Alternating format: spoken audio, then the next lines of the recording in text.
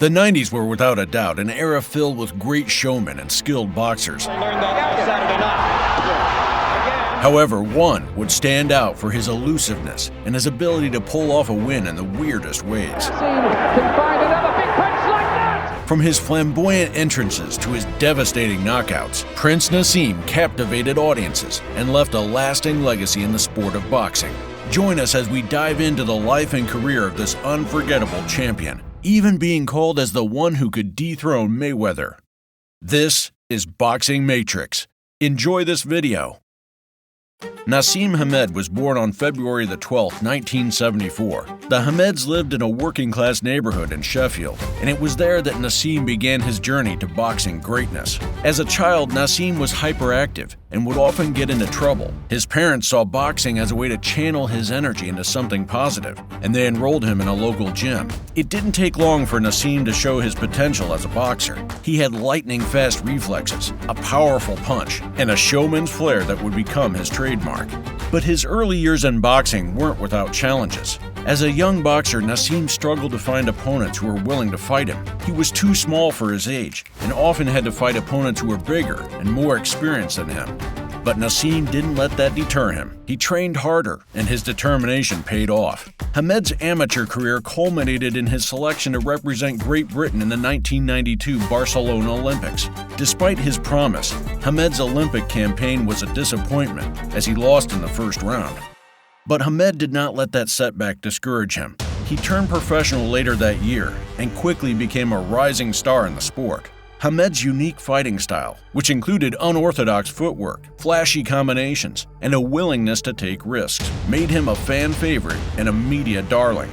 It was only a matter of time for Hamed to become a household name, as his pro debut against Ricky Beard was a combination of entertainment and skilled masterpiece. I'm sure that Paul Thomas will come down with quite hard. But he's very unorthodox on the other hand.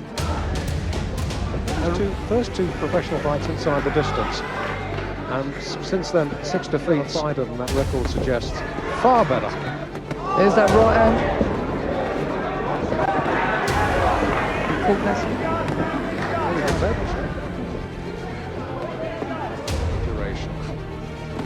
There's that right hand again. I thought I'd be interested to see and Naseem copes. Right hand knockdown. That was a touchdown. The only fighter to be, and he will feel a lot better. It was in the second round that Naseem would throw a nasty body shot to send Ricky to the canvas. The speed, the power. Yeah, again with that right hand there.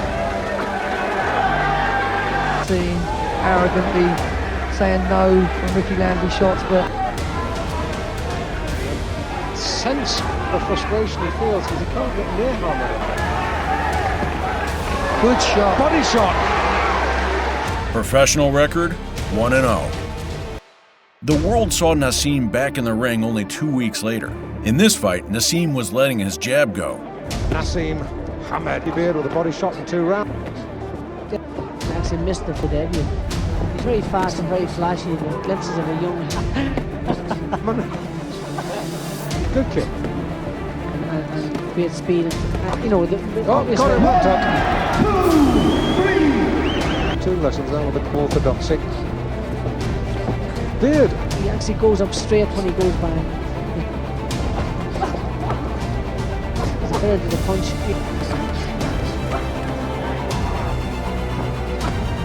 Three years. A little later, his rear left hand dropped Norman to the canvas for good. His opponent, Sean Norman, left hook. Let's see with his pants in hand. He should use that the right way. Here he goes. Good Oh, he's doing a left job hook. on Norman now. This is good stuff. This is very impressive. And Norman is getting a fearful pasting in this round and down. That was a bewildering attack. Naseem only needed 1 round. He was for sure the next big thing. Yeah, very sharp looking stuff that. Naseem became the WBC International Featherweight Champion by defeating Freddie Cruz in 1994. But it wasn't until 1995 where he would be faced with his first world championship against Steve Robinson. The WBO belt was now on the line. His opponent had a win streak of 8 straight wins and 7 straight title defenses. Body shots were the go-to for Hamed, as he was looking forward to exhausting the bigger man.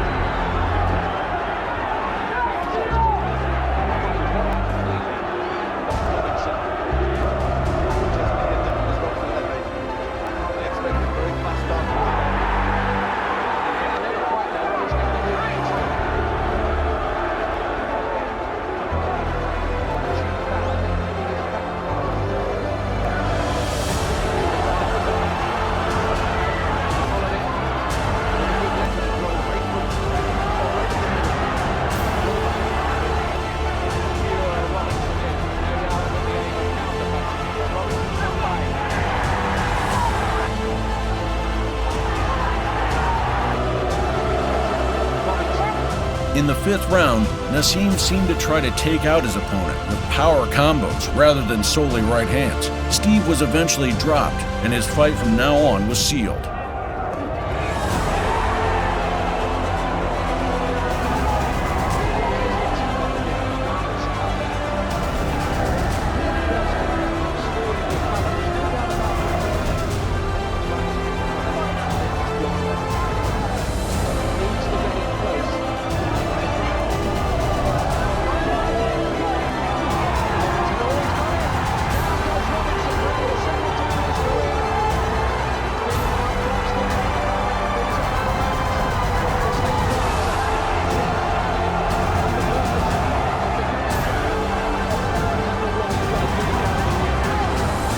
The 8th round and final round ended with a knockout. A left hook gave Steve chicken legs, and he would eventually floor the canvas and surrender his belt to the new owner, the Prince.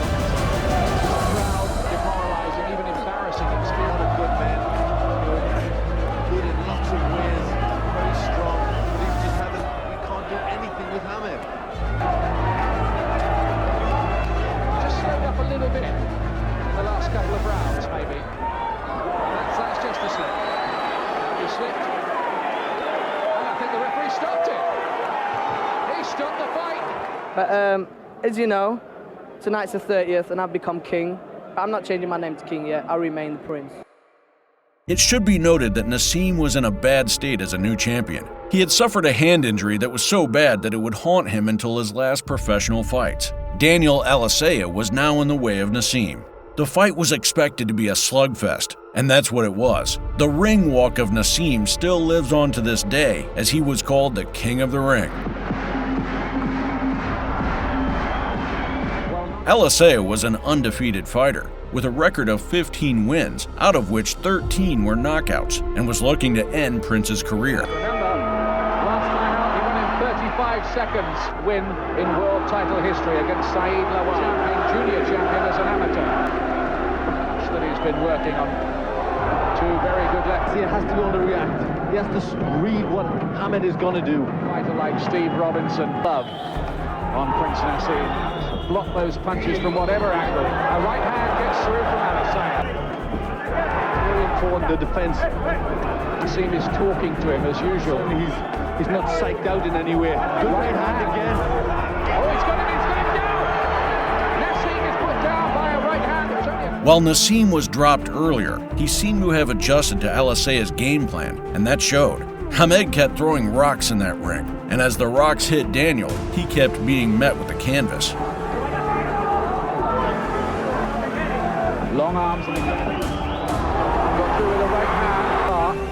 Every time Naseem lands, he just takes them. Hamed is being asked questions that we haven't seen before. He's caught by a right uppercut. Often the head movement like that, it's very difficult to get out of the way of all of the punches. He's got to try and get his hands up, Hamed here. He's switching over. Solid right hand there. Oh, left hook, and down goes Alisea. There's the answer. Alisea. Can his head clear? Can he get through this? Needs to get the gloves up. The final half of this round cannot come soon enough for Alisea. Knocked down in both rounds so far. Heavy punches. And I don't think he'll get up with that. It's called off. The fight is over. The fight is over. There'll be no count. I could have not got hit at all, and I normally never get hit. But what the hell? I got hit with a good shot. My heart's with me. Allah's with me. I got up. I planted my feet. I'll hit him so hard. That's why I'm never, ever going to get beat, Gary. I'm never going to get beat. Naseem proved that he was the top dog of his division. His next challenge after Alisea would prove to be a worthy one. Medina was a highly ranked fighter that even went as far as to become champion later in his professional years. At the beginning of the fight, it was not looking the way Hamed had been expecting, as all of his attempts at finesse and showmanship were being stumped with short and blunt counters from the challenger. And the small Prince, awkward southpaw stance at best. Back, as you can see, juts his chin out, standing reflexes. Great balance. They look like two table lamps fighting there. I've never seen two guys with A right hand laid there. all that movement, to give him a better chance to hit him. And there you see, Medina lands a nice combination, a right, then a left and right. It's like fighting on rocket fuel here. He feels his experience will be a big factor. Another wild swing. During the third, Medina landed a clean, straight, and left hook, which managed to daze Hamed, who may have been distracted by the crowd chanting McCullough and cheering for every punch landing on the Sheffield man. Level very high here in Dublin. Wild exchange. It's like a swarm of bees. They come from all angles and all places. It's a nice 1-2 right there by Medina, but he needs to do it again. Here's a lunging straight right hand by Medina. Nice right hand by Medina. Come on.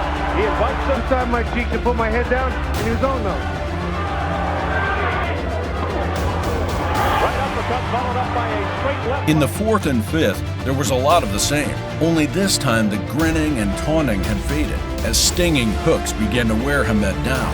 Put off balance by Medina, again getting the crowd behind. But there hadn't been any low blows, except that he looked like he was rocky when he got hurt that one time. Blood from the cut by the right eye of the Boom Boom Johnson. The fight gets later and later. Oh, the straight right hand by Medina. Follows it up with another right. Hamed looking sharp. Landing with lefts and rights to the head of Hamed. Having a good round is Medina. Has a few tricks of his own. Look out from behind. Oh, is that... Both fighters shared exchanges for the next few rounds until Hamed landed a huge uppercut which badly cut Medina. This seemed to re-energize the champion as the grin returned to his face. The challenger was dropped 2 more times before referee Gino Rodriguez stepped in to end the fight in the 11th round. Hamed again being cautioned for using the elbow. Use the elbow, he uses everything. Next, this guy is good. Could be any one-punch knockout artist of any kind. Again, Hamed just barreling in, bulldozing, tremendous conditions to go this far. Hamed now stalking, swimming straight right hand. Medina momentarily dazed, bounced off the rope. And what? It's close. It's close. And I think Prince walked into a good hook himself. Can he walk to the corner? He can't walk to the corner. That's all. That's it. Come on. About time. That is it. All angles. End of the day, a W is a W. I'm still world champion. Comes to box anybody in this arena. Wayne McCullough, Azuma Nelson, any of them. Barrera, they'll get beat. Watch. The following year saw Naseem with 4 successful title defenses and a fight with Tom Boom Boom Johnson. Keep in mind that Johnson was no ordinary fighter and was famous for his dismantling of his previous foes. Naseem knew that and felt he had to throw his power punches early on to get rid of Tom as soon as possible.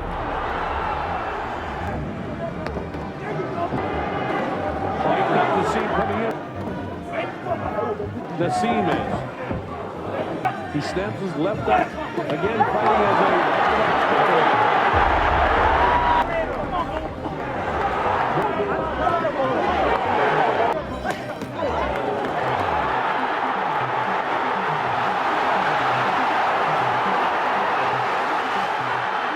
Here he is. He thinks he can finish Tom in his 3rd round.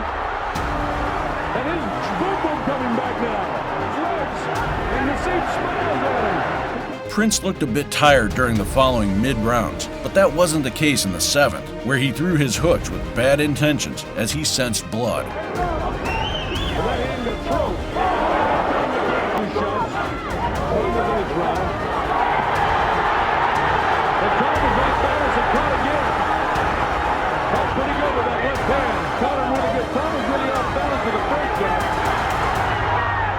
And now Naseem, he can't allow this guy right in Naseem's punching area. Thumb is right in his punching area. Right in Naseem's punching power area. And Naseem tagged him a couple more times, real heavy. Probably taking some real shots here. He's got to hang on, he's going to go. Finally, in the 8th round, Prince Naseem demolished Boom Boom Johnson with a devastating uppercut that seemed to pierce through his skull. Naseem caught him with a good shot. Been experienced. Naseem has all kinds of confidence in his guy. Nice uppercut. Naseem was way off. He's falling back on his heels. Pure instinct is up. He's trying to fight back. His eyes were 100 pounds of face. The uppercut drops him. I don't think he'll be able to get up from it. It's too heavy. Too many tough blows. He stops the fight, and he did the right thing. 22. Good-looking boy came along and take it off him in his 5th defense. And what can I say? You're looking at a legend soon to be. I mean, there's time to prove. Naseem had once again put on a show. Halloween night 1998. Prince Naseem versus the then big dog, Wayne McCullough. Despite the fact that McCullough had neither been knocked down nor been defeated by a referee stoppage, Hamed, much like in his previous fight against Vasquez, predicted that he would do a demolition job on McCullough and obtain a knockout victory between the 3rd and 5th rounds.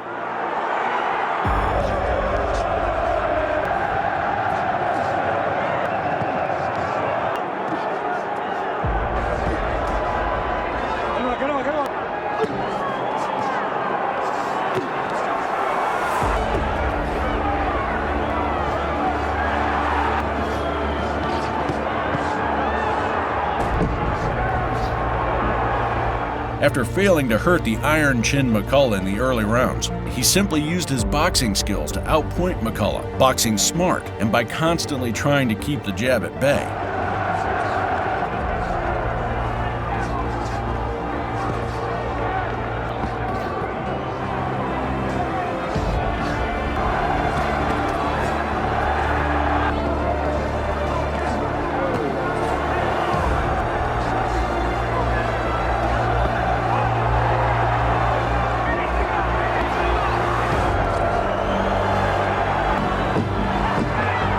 Ultimately, Hamed and McCullough went the full 12 rounds, with neither fighter scoring a knockdown. However, from now on, things would go downhill for the Prince.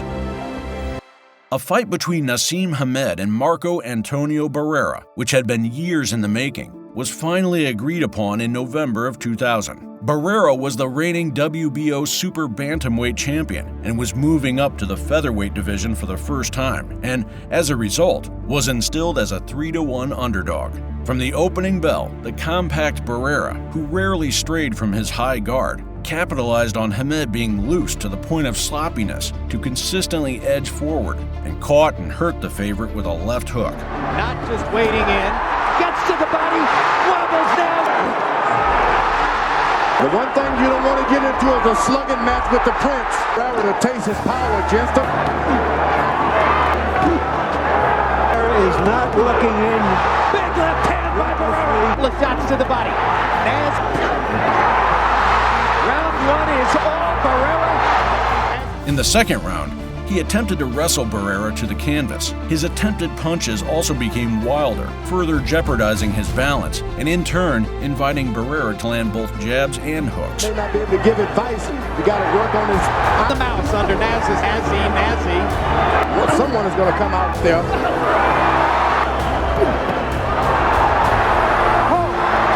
Shades of the Cesar Soto bout in Detroit earlier in the round with a long delayed hard left hand by Prince Naseem. By the final rounds, Stewart had warned him he needed a knockout, but instead of him threatening one with one last aggressive spell in the 12th, in a show of machismo, he was manhandled and pushed into the corner post by Barrera. You just got to close strong.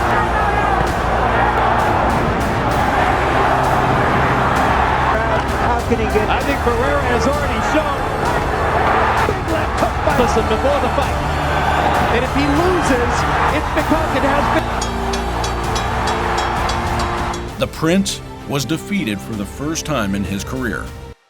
The loss was a major setback for Hamed, and he fought only once more before announcing his retirement from boxing in 2002, at the age of 28. Since his retirement from boxing, Hamed has largely stayed out of the public eye. He has made occasional appearances on British television, but has largely focused on his personal life and family. In 2010, Hamed was involved in a serious car accident, which left him with a broken leg and other injuries. Overall, while Hamed's boxing career may have been relatively short-lived, his impact on the sport was significant.